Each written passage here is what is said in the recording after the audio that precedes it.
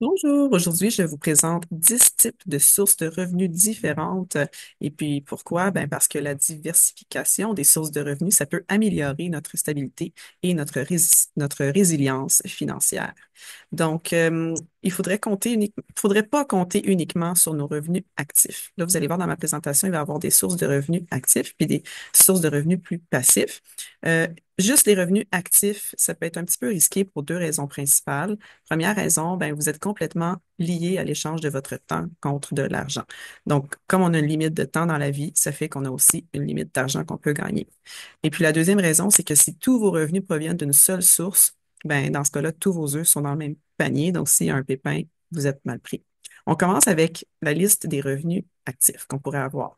Par exemple, pour la majorité des gens, pour beaucoup de gens, c'est un revenu gagné en salaire. Donc, c'est un revenu provenant d'un emploi qui est rémunéré. Comme moi, par exemple, je suis enseignante au primaire. D'ailleurs, vous me voyez, c'est une photo de moi en live, en action que vous voyez sur cette présentation. Et une autre source de revenus, revenu de profit. Donc, c'est un revenu provenant de l'achat et de la vente. Par exemple, en immobilier, il y a des gens qui font des flips de maison, qui vont acheter une vieille maison, ils vont la retaper, ils vont la revendre avec un profit. Ou sinon, ben, acheter en gros, revendre au détail, on fait du profit pour chaque item. Il y a des revenus de commission pour boire, donc ce sont les revenus gagnés dans des rôles comme dans la vente ou dans l'hôtellerie, tout ce qu'on pense aux services dans les restaurants.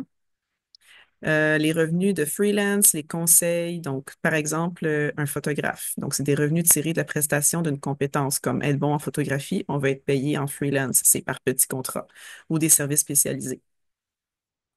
Maintenant, on passe à la catégorie des revenus passifs. Et ça, c'est vraiment le type de revenu qu'il faut essayer d'ajouter dans notre portfolio de revenus, disons, parce que c'est les revenus qui nous permettent de gagner de l'argent même quand on dort. On n'a pas besoin d'échanger du temps pour ce type de revenus.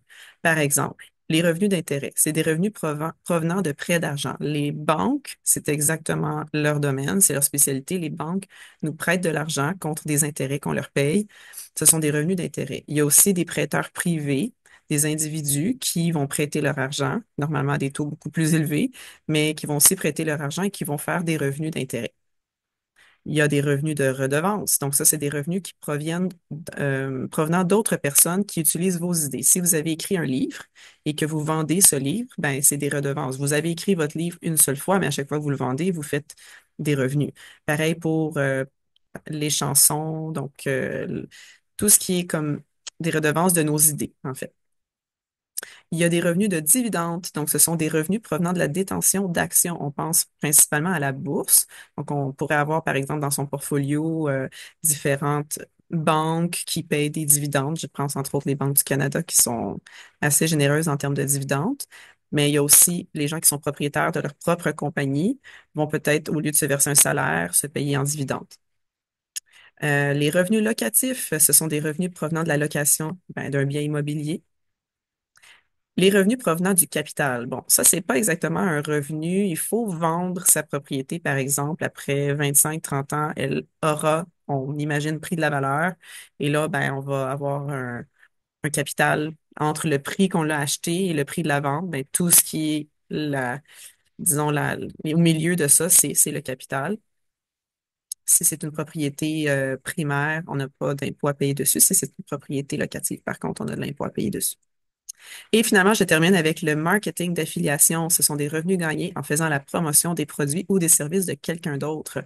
Par exemple, les gens qui écrivent des blogs vont sûrement mettre des liens dans leur texte, justement pour qu'on clique dessus. Et là, on va aller, par exemple, sur le site d'Amazon. On va vouloir acheter le produit dont ils ont fait la promotion dans leur article, dans leur blog.